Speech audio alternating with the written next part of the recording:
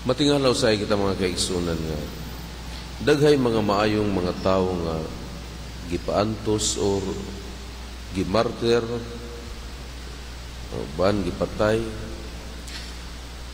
Ang uban wala mahatagi hustisya. Usahay matingala kita nganong mitugot man ang Ginoo niini mga biktima sa kadautan.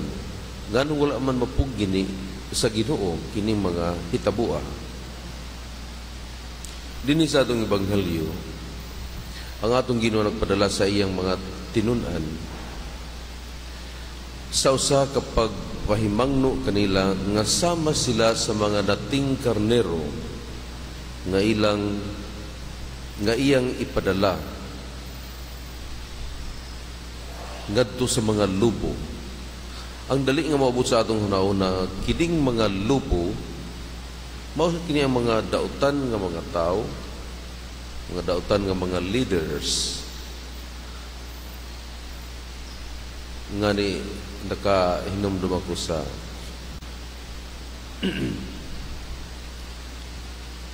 kang Homer nga Odyssey, usa sa iyang mga nindot kayo nga statement mao kini, there shall be no agreement between a lion and a lamb. Dili kayo pwede.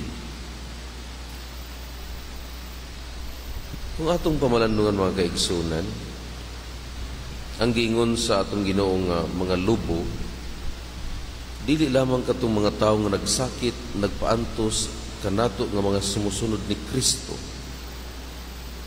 Kaya lagi kung atong tanawon, ngano wa man pugni sa atong Ginoo nga ang iyang mga buutan nga mga sumusunod mag-antos di ana nga mga hinustisya, kasakit ug kamatayon.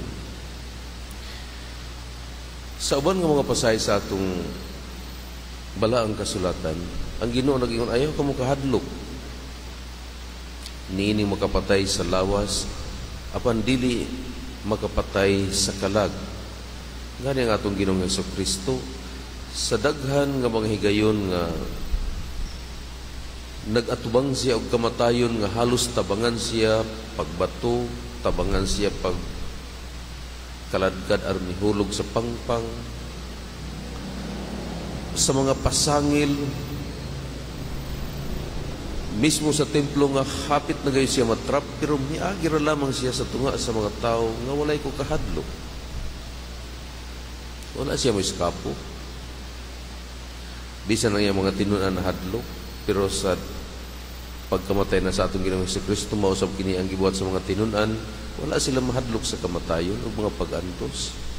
Mga kaigayunan hinuon kini nga sila makasangyaw sa pagtuo, labi na ang kapasayloan sa sala ug nga ang giharian sa Dios hapit na maghari kanato. Ang atong Ginoo sa iyang pag-ingon nga sama kamo sa mga nati nga karnero sa mga diha sa mga lubo, nagpunting mismo sa tagsa-tagsa nato kakaugalingon. Ang nating karnero kinahanglan at timanunon gayud kana siya ug maok ni siya ang atong bag-ong pagkatao diha kang Kristo.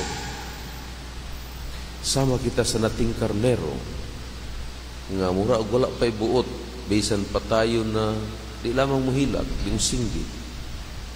Mao ka ng atong bagong pagkatao diha kang Kristo.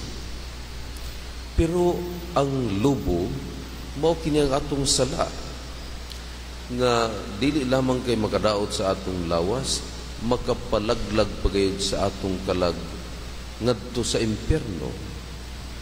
Mao kini ang lubo nga buot pasabot sa atong Ginoong Hesukristo. Kay said man kita kung unsa kita ka makasasala, kita nga gipiyalan sa atong Ginoo niining pagtuo, grasya sa pagtuo, usahay ang atong kaugalingon ray muunay sa paglaglag sa atong kinabuhi, lawas o kalag.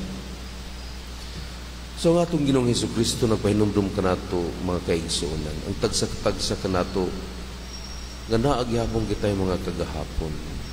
Nga ni nindot paghihapon huna-hunaon ang atong mga dautan nga mga kagahapon, nindot balik-balikan, ug dili usahay kalikayan nga moabot gyud sa atong hunahuna. Kini ang mga lubo nga maimutukob sa bag-ong kinabuhi nga gihatag kanato sa atong Ginoo. Mao nga mag-ampo kita kanunay sa Ginoo. Nga unta inubanan sa mga panalipod sa mga anghel nga iyang gi-assign sa tagsa-tagsa kanato ang atong espirituhanon nga kinabuhi, magpabilin unta gyapon nga lig-on, ligdong o maunungon sa atong Ginoong Hesukristo, taliwala sa mga pagsulay, kasakit ug kamatayon nga moabot sa atong kinabuhi.